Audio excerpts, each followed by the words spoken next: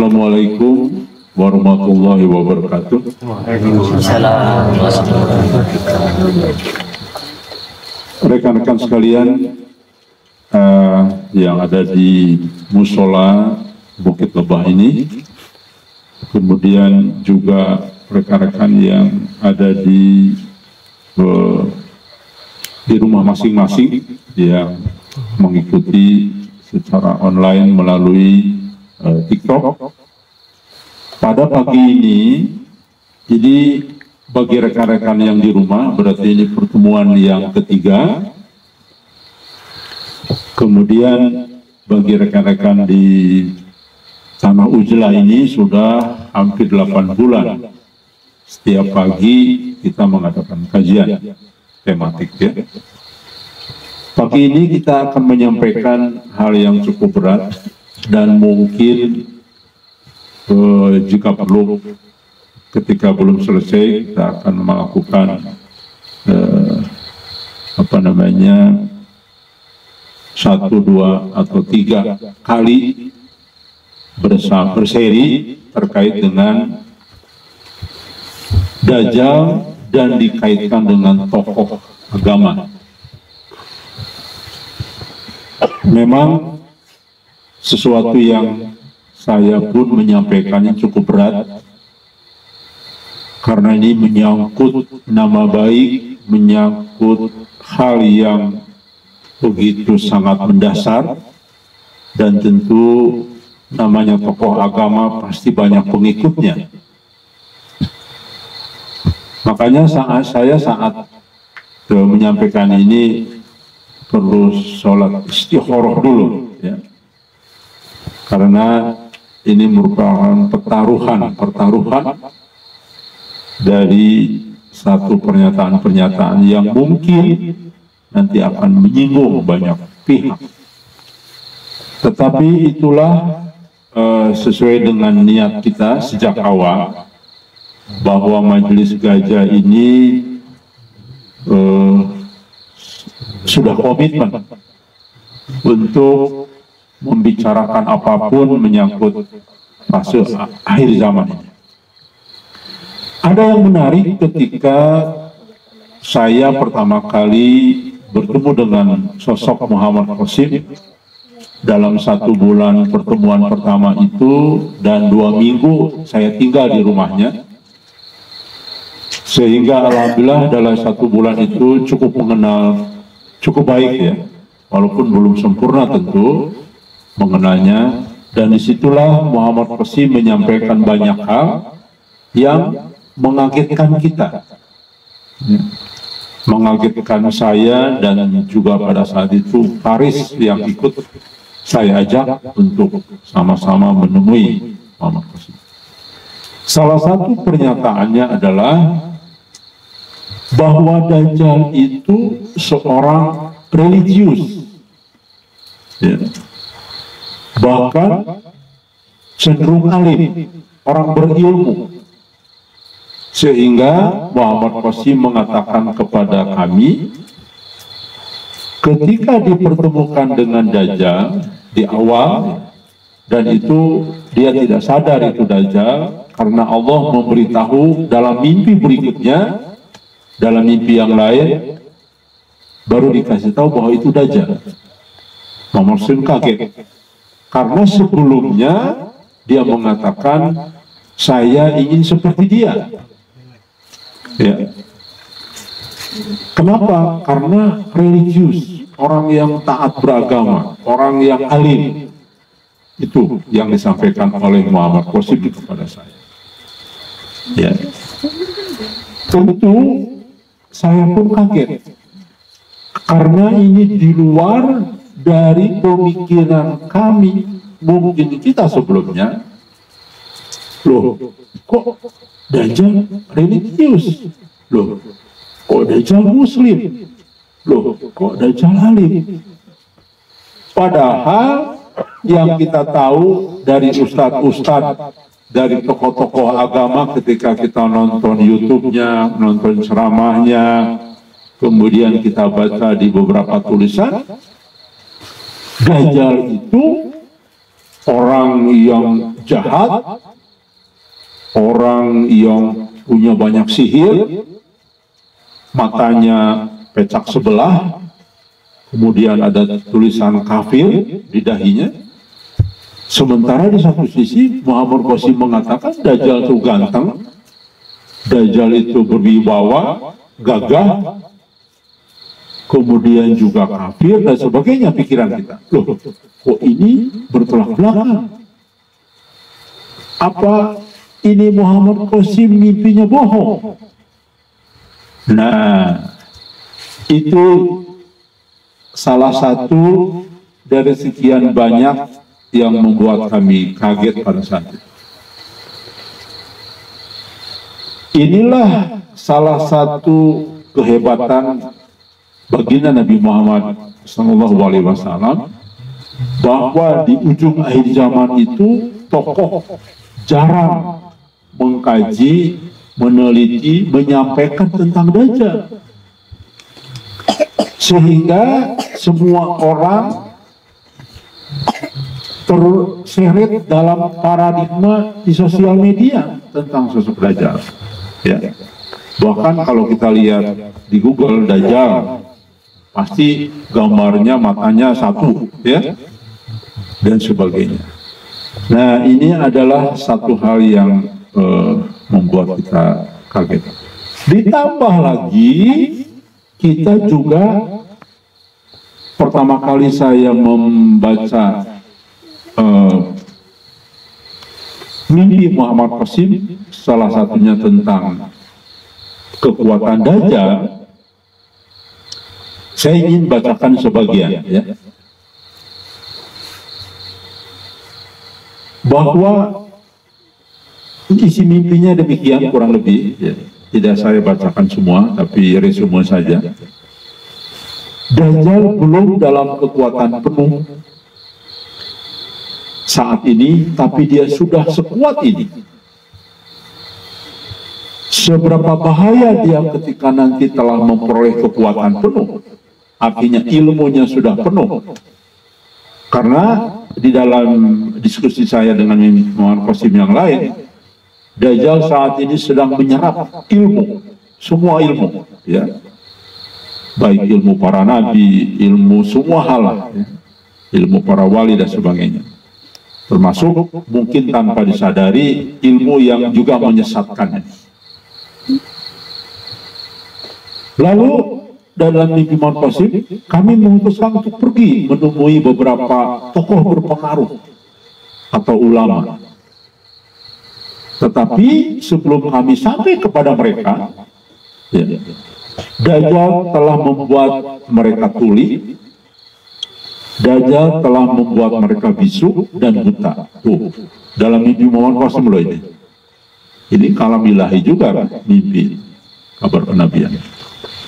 Jadi Dajjal baik itu dalam bentuk sistem maupun keadaan dan tokoh manusianya telah membuat mereka tuli, tokoh-tokoh agama nih, ya, ulama, mereka bisu dan mereka buta. Mereka tidak mampu untuk berpikir dan memahami apa-apa. Tuh, bayangkan di dalam kabar kenabian yang diterima oleh Muhammad Qasim, ini kita juga kaget sebetulnya. Ya. Mereka, para ulama, tokoh agama tidak mampu untuk berpikir atau memahami apa-apa, seolah-olah mereka sedang dalam keadaan koma. Bayangkan, ya.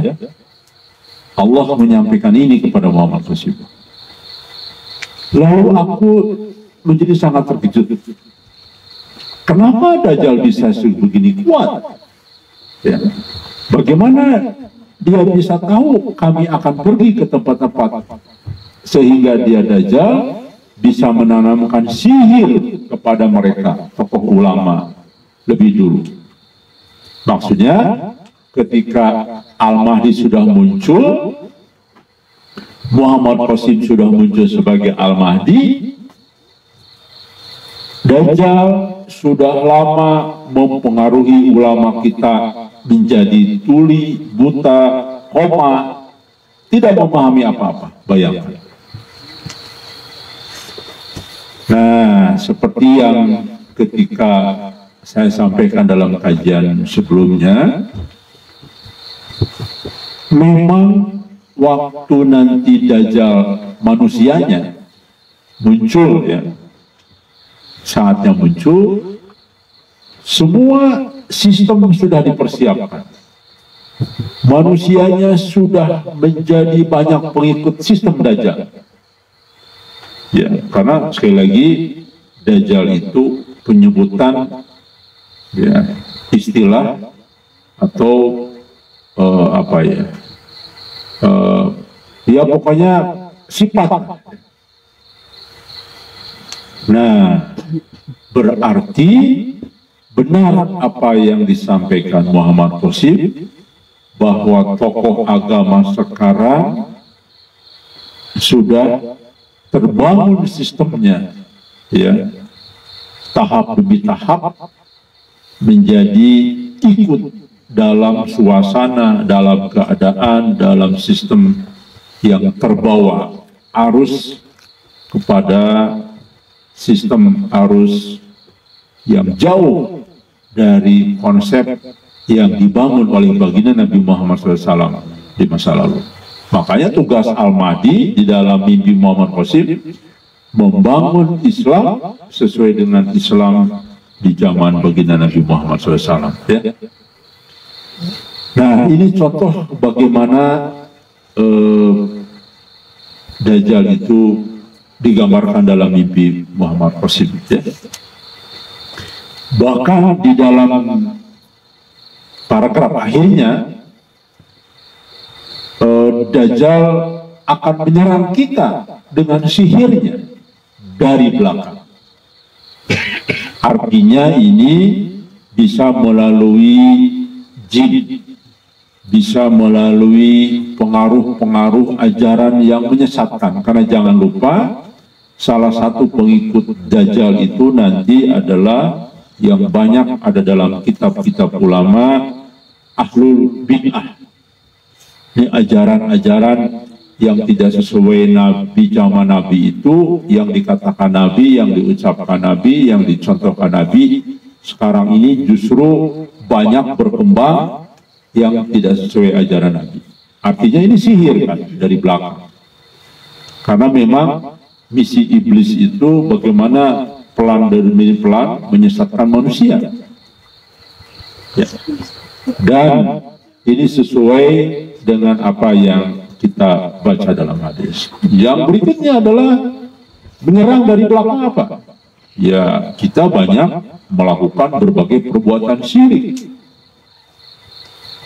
Ya, bahkan hebatnya banyak yang disebut dengan ulama sekarang justru menyarankan, misalkan memajang foto para ulama, karena foto ulama membawa berkah, foto ulama akan menakuti setan katanya, ya, dan sebagainya. Jadi ini adalah sesuatu hal yang terbukti di dalam konteks pengertian mimpi Muhammad Qasim, ya. Kemudian ada juga mimpi yang lain di dalam Muhammad Qasim itu dikatakan, ya, ini saya resumenya. Lalu aku pergi sekali lagi dan melihat ke arah tokoh-tokoh berpengaruh, ulama tentu, ya, dan berkata, kapankah orang-orang ini akan bangun? Tuh, ya. Jadi menunjukkan bahwa tokoh agama saat ini digambarkan oleh Allah sedang tidur. Kapan bangun? Sedang pingsan, sedang koma.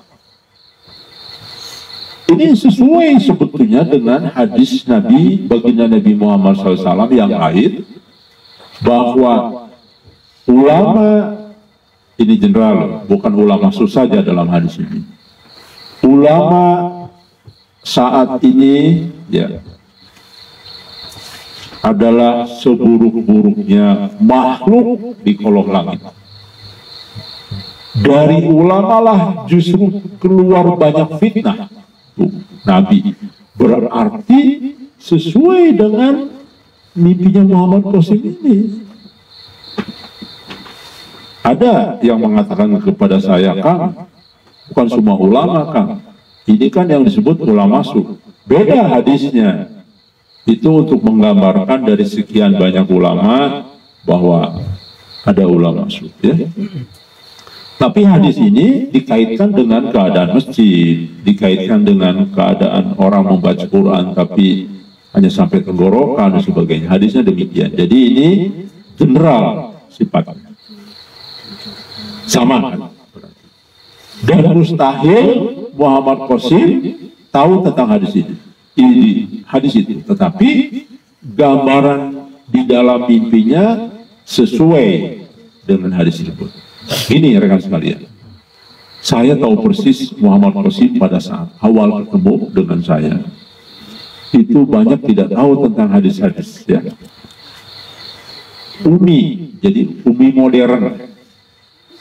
Saya akhirnya justru dengan keadaan beliau begitu semakin yakin apa yang disampaikan oleh Muhammad Qasim melalui mulutnya berarti bukan dari dirinya, tapi dari mimpi, dari mubasyirat. Kalau pada saat itu saya menemukan sosok Muhammad Qasim itu pandai baca Quran, di rumah banyak kitab, saya insya Allah langsung hari itu juga pulang. Karena banyak orang yang sekarang ini sejarahnya ngaku Nabi, ngaku Rasul, ngaku Al-Mahdi, ngaku Imam Mahdi. Orang pinter, pandai berdalil, pandai berhujah. Ya. Saya entah mengapa seolah-olah Allah sudah membekali pikiran saya dari sejak awal. Ketika 30 tahun yang lalu saya membaca buku-buku tentang akhir zaman, Al-Mahdi dan sebagainya, saya punya firasat bahwa Al-Mahdi itu akan sama keadaannya seperti para utusan Allah yang lain. Ya, walaupun bukan Nabi ya. Al-Mahdi itu bukan Nabi. Tetapi kan tetap utusan Allah. Ya. Nah, keadaannya adalah saya yakin bukan orang hebat dalam agama, bukan orang yang pandai berhujah, bukan orang yang sangat piawai dalam menyampaikan hal, tetapi keadaannya sama, sehingga tidak akan dipercaya oleh para ulama justru saat ini. Sama dengan para nabi, para rasul, tidak dipercaya oleh ahlul kitab.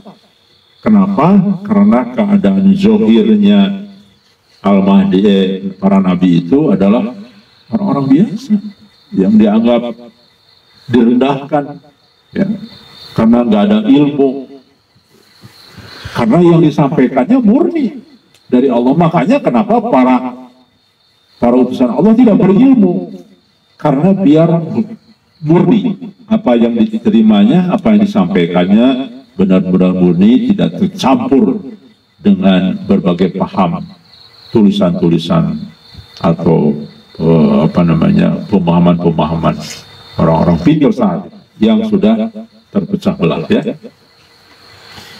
Nah, jadi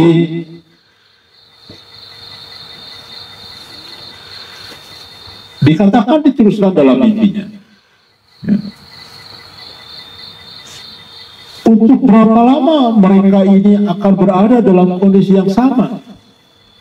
Orang-orang ini, maksudnya tokoh agama ya, atau tokoh, hanya akan percaya kepadaku, kata Qasim dalam mimpinya, ketika mereka bangun. Tuh.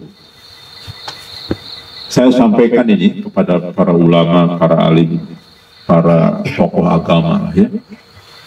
Tapi walaupun saya juga meyakini bahwa ulama memang sekarang sudah tidak ada, sudah diangkat, ilmu dan ulama sudah diangkat. Jadi ini untuk mempermudah saja penyebutan bahwa yang disebut dengan ulama kiai, ustadz dan sebagainya. Tolonglah bangun. Ini karena Allah yang mengatakan Anda semua sedang tidur. Anda sedang pingsan. Ya. Dan cocok dengan apa yang Nabi sampaikan dalam hadisnya. Ulama saat ini seburuk-buruknya makhluk dari mereka lah fitnah. Baik, saya akan sampaikan. Kok ulama dari sumber fitnah? Ya, sumber fitnah. Contoh tadi malah luar biasa, ulama, ada tokoh agama sekaliber dunia bahkan mengatakan foto itu, pajang foto ulama itu justru membawa berkah, memiliki kekuatan foto ulama itu, bahkan bisa mengusir jin dari rumah-rumah. Masya Allah, ya, itu fitnah. Ya. Bahkan ke kuburan, berharap sesuatu dari kuburan boleh, misalkan ngelap berkah dan sebagainya. Ya, berharap sesuatu, walaupun mungkin beda tipis. Ya, kita ini kan hanya media, semua berdoa kepada Allah, tapi tetap saja itu artinya tidak murni tauhidnya, ya.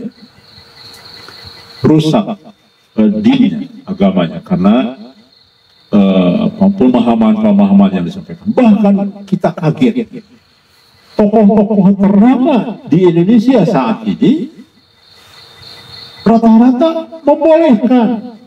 Kita punya rekaman Ustadz Abdul Somad, membolehkan ternyata.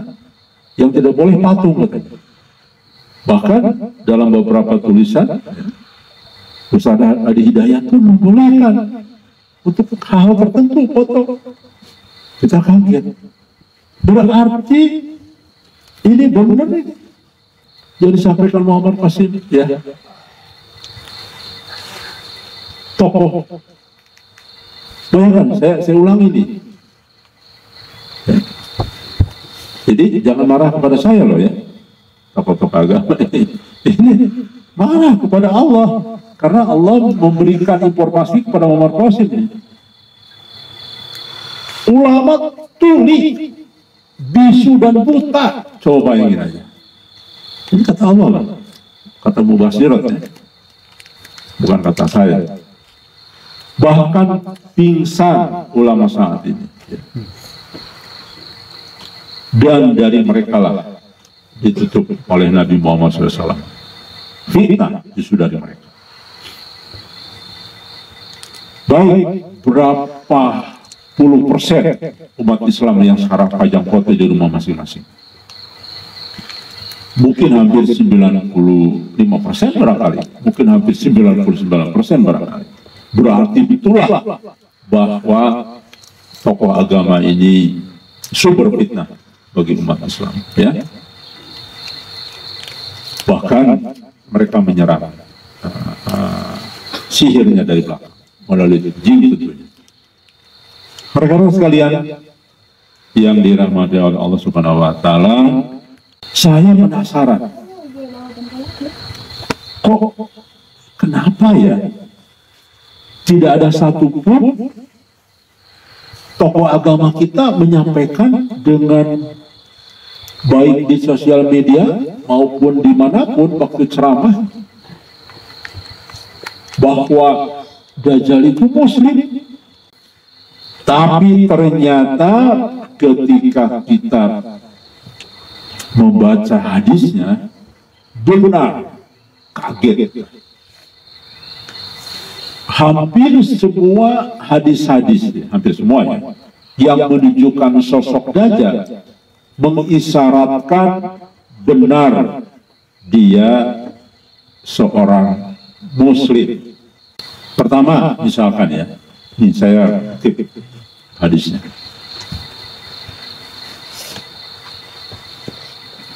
Rasulullah SAW bersabda, ketika aku tidur, aku bermimpi tawaf di Ka'bah. Jangan lupa, mimpinya seorang Rasul dan Nabi itu adalah wahyu. Ya. Jadi beliau sedang tahu. Saya persingkat, percepat. Ada seseorang yang berbadan besar, warnanya kemerah-merahan, rambutnya keriting, matanya buta sebelah kanan, seolah-olah matanya anggur yang mencorok. Mereka menjelaskan, ini adalah Dajjal. Sedang tawaf. Satu lagi, aku melihat, maka aku bertanya, siapakah ini? Mereka mengatakan, ini Isa bin Maryam. Jadi dalam tawaf itu ada sosok Nabi Sallallahu Alaihi Wasallam dan ada sosok Dajjal. Pertanyaannya, yang tawaf itu Muslim atau orang non-Muslim? Muslim. Ini isyarat. Ya. Yang kedua, contoh Dajjal menyampaikan dirinya didahului dengan Al-Masih. Aku adalah Al-Masih Ad-Dajjal. Ya. Jadi juru selamat. Makanya di dalam hadis yang lain, Dajjal bisa mendatangkan hujan. Sebetulnya bukan Dajjal yang mendatangkan, tapi Allah. Allah izinkan doa Dajjal terkabul. Jadi ketika misalkan kan Dajjal itu dikaitkan dengan musim kekeringan, ya, 3 tahun berturut-turut.